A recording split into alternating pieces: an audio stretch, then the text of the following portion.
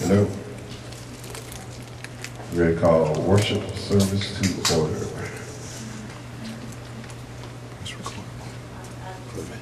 Hello. I want to say good morning to everybody. Thank you for coming out to Open Bible Church, to our worship service, which starts every Sunday at 11:30 a.m. I hope this service will be a blessing to you all. Hope the Word of God will go deep down inside and start working in you. And you start changing your lives with the Word of God. It's a blessing to be alive and well today. Amen. We have a lot to be thankful for. Amen. And we can start it off by giving God some praise and worship with Amen. With the song Amen. Like have everyone to stand and join in with us. Amen.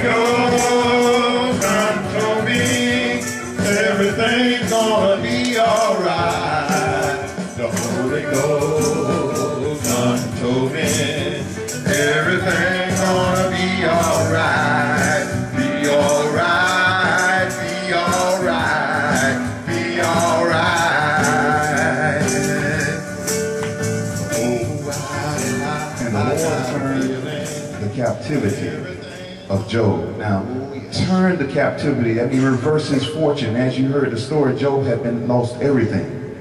Amen. But God turned it around. He reversed it. Now, it wasn't just reverse because of Job's righteousness. The next step in the sentence will tell you the verse. When he prayed for his friends. All right now. So when he prayed for someone else in the midst of his trouble. All right now. Did God turn it around for him? Yes, he did. And also the Lord gave Job twice as much as he had before. Amen. Now if we drop down to 12, verse 12. So the Lord blessed the latter end of Job more than his beginning. All right now. And I'm here to tell you today that it's not your beginning. All right now. It's your ending. Yes, it is. It's the way you end up in life. All right now. It's not the way you begun. I'm not a good runner. I know I can't run as fast as some, but I know I can finish the race. All right now. I might not be able to sprint. All right now. I know I can run and finish the race. Yes, Lord. God will carry me through. Yes, He will. But yes, He will. In the midst of my trouble, if I just stop and think about someone else, Lord, God will bless me twice as much. So when I hear praying and calling on the name of God and put back myself and make the sacrifice and get off of self and start praying for you. Oh, yes, and start praying for someone else. Yes. Start praying for God to bless them. God gonna count that as righteousness to me and say, hey, I can bless him because he's not putting himself out front. All right now. He's putting someone else before his problem. Well, this is how you help the poor. Yes. This is how you go to nursing homes and preach to nursing homes. Now. When you stop thinking of self, Jesus, and when you start putting others first, then God will bless you. Yes, He will. Then your latter end of your life will be better than your beginning. Oh, yes, it will. So we must not forget that we have to stop sometime, and they say smell the roses, but stop sometime and pray for somebody else. Yes, Lord. Let's not be selfish enough just because we're going through pains and we can't pay things and we can't make it where we want to be, and we're not there and just complaining and keep going back to be the same old person. But if you stop and start praying for someone else, God will turn it around for you. Yes, He will. Amen. Yes, He will. This is how we get God to bless us in our lives. Yes. We have to get there with God and start being obedient to the Word of God. Job just wasn't a man that did anything wrong. If you read in the first book of part of Job, back in verse 1, when Job starts off, the Bible tells us there was a man in the land of Uz. Yes, yes. Whose name was Job. Yes. And that man was perfect. Perfect man. Amen. And upright. Yes. And one that feared God and avoided evil. Yes. So we must understand that Job just didn't lose everything and was out there doing everything. Job was a perfect man, upright, and one that feared God. And the thing is to realize in Job is that as long as you are serving God, no matter what happens in your life, God can restore you. All right now. Yes, God can and He will restore you. Jesus. Amen. Yes, He will. So let's get into a song here. Somebody pray for me. Amen. Hallelujah. Amen. When I was in trouble, Jesus lives in me. singing glory, hallelujah. Oh, Jesus lives in me. Now listen, say Jesus, Jesus, Jesus. Oh, Jesus lives in me. Jesus, Jesus, Jesus, yeah. Jesus, Jesus lives in me.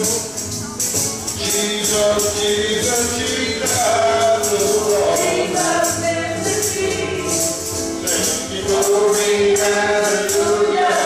Oh, Jesus lives there. Yes, He is. Amen. Hallelujah. Glory. Amen. It's been a blessing to be here with you all. Amen.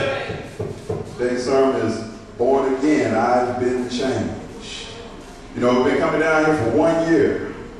1 year we have been knowing each other. We have been coming seeing each other here. And some here it has been 1 year. Our relationship has grown in that 1 year. Amen. But you know, the most important thing of all for us to say is that I've been changed. To say that you have been changed. This is what we all must be able to confess with our hearts and with our minds and believe with our hearts that we have truly been born again. This is your testimony. This is your praise.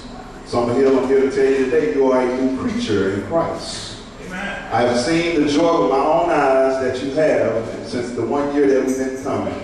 The joy of the Lord, that is, that you all have. Being born again. Amen. I know someone has been changed by the word of God, because God said in His word, it will not go out and come back void. It will accomplish what is meant to go out and accomplish, and that is to change someone's life. Amen. Oh, yes, 2 Corinthians 5:17. Then I'm gonna have a sister here come up and sing "I've Been Changed." Amen. 2 Corinthians 5:17 says in the word of God, therefore, if any man be in Christ, he is a new creature. This means that old things are passed away. Behold, all things are become new. All things have become new. Amen. We're going to have a sister that has been changed to come up and sing the song, I've Been Changed. Amen.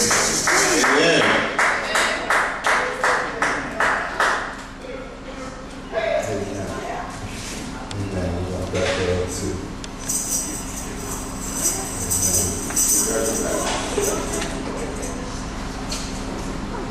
Glory to God. Amen.